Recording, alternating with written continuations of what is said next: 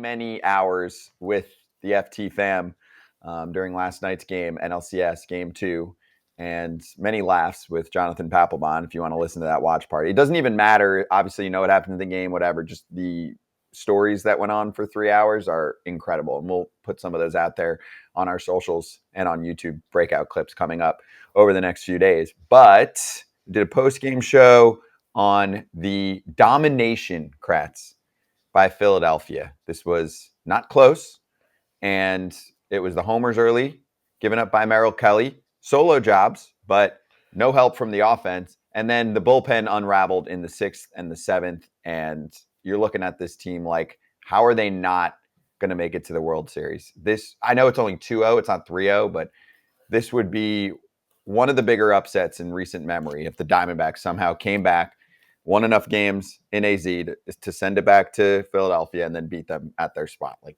who the hell is seeing that right now? I just don't see where it would happen because, there's going to be regression. Nick Castellanos hasn't hit a homer in like 6 at-bats, so he's slumping.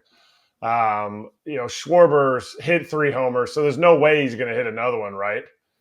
Well, they scored 10 runs. Like, the entire lineup is having good at-bats for the Phillies. And the exact opposite is what's happening with the D-backs. They are not getting pitches in their zones to hit. The Phillies have done a great job of executing pitches. And I don't know. Obviously, the pitching matchups are going to be less sexy in the Nola, Merrill Kelly, and Wheeler, Zach Gallen, but it doesn't go in the Diamondbacks' favor. And I would love to see what the numbers are to see if the Diamondbacks come back and win this series right now, because it would be a historic collapse that I don't even know how they would navigate it, honestly, watching these first 2 games. How would they – it would be historic for me if they even get back to Philadelphia. I'm serious. I mean, no offense to Fott and whoever starts Game 4 for the Diamondbacks, but the way Philly's rolling, the way they're hitting, the way they're pitching, listen, it's more about you guys. Again, Scott was on with us when we talked to David Ortiz, and he talked about it. He's like, it's the way you feel, and it's the way you take the field in the playoffs, and it's the way you look, and it's how like confident you are. And the Phillies, I said it last night on the watch party, and I'll say it again today. There's one team on earth I could play for right now. I want to play for the Phillies because these dudes are badasses. They take the field like badasses. They're having a blast. Everyone's in on it together. The fans are behind them. The team's behind them. And I find it hard that they're going to lose 2 games in Arizona.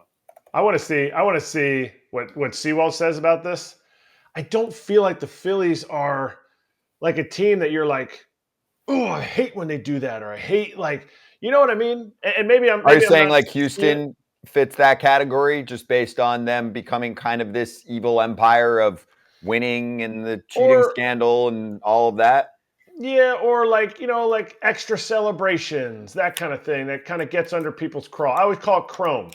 When a guy wears more than 3 pieces of chrome, he's just going to be annoying to you if you're on the other team.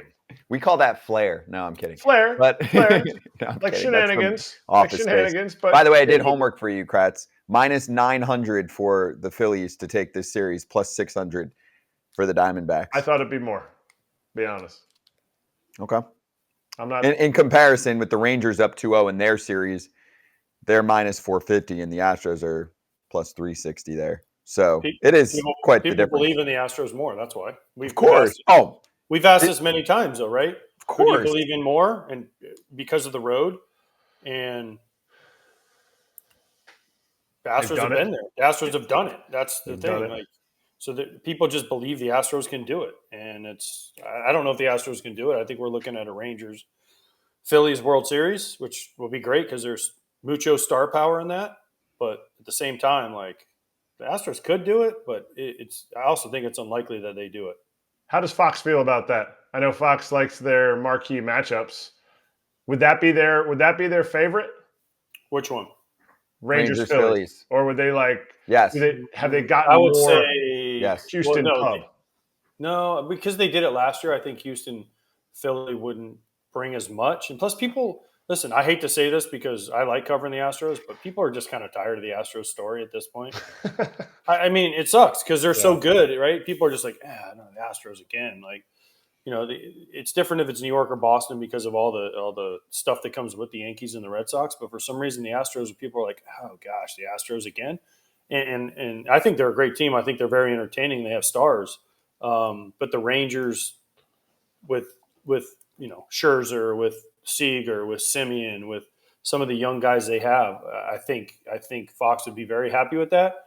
Now, if you go just off straight viewership, and I haven't heard this from anybody at Fox, I would think they want the Diamondbacks out as soon as possible because they just don't get the viewers that the other teams will, especially Philadelphia. No doubt. I think the Astros-Rangers series, from what I saw, I just looked at headlines. I'm not reading every little thing about ratings. I'm not a numbers nerd on that, but it looked like they were pretty good. I mean, you can really dominate the state of Texas with a rivalry like that. And yeah, Houston is technically a larger market, but like AJ said, the rest of the country has seen a lot of Houston. And I think there's always intrigue when there's a team that is breaking through on a particular storyline, right? Whether it's a team that hasn't been in the postseason for a while, which technically is Texas. It's been a minute, but then taking it a step further, this team's never won a World Series. So it gets to a point where you go, oh, they're a new franchise. They're not that new. No. It's been a long time since the Texas Rangers were born, and they have not won a World Series, and they have been very, very freaking close in the not too distant past. So I think when you add all of that up, plus the star power on both sides, I think there are not many dudes anymore that can sell, right? Especially on the starting pitching side. But Max Scherzer sells, right? And we'll see what he looks like, but I think he sells. I think there's people that are like, oh, I want to see Scherzer. He's crazy during the playoffs, right? I just want to see what he looks like, whether it's good or bad. I think someone like that stands out, right? Yeah, I agree. Million percent. That's what I'm saying. Scherzer. Even Montgomery's made a name for himself. We forget Montgomery played for the Yankees, so people know him. True. Right? True. Evaldi played for the Red Sox, and everyone remembers him in 2018. Oh. When he pitched, 125 pitches in the extra innings, so like the 19th inning, whatever it was. I mean, people know these guys. These are names that people know. But the Astros, they know the names too. But again, for some reason, there's just maybe it's the trash can thing, but there's just like gosh, the Astros again when you talk to people. Yeah, maybe kind of like the Patriots, always there and always just like a level of consistency that you're like when not anymore though. Tommy is not there anymore. It's been a little rough for the Tom. Don't tell our director Jeremy. Tom Brady is not there. Hey, let's hit the poll question. Scan the QR code on the screen or go to watchstadium.com/foul territory. Which of the LCS managers would you want for your team out of the four? Decide, and we'll talk to Ken Rosen.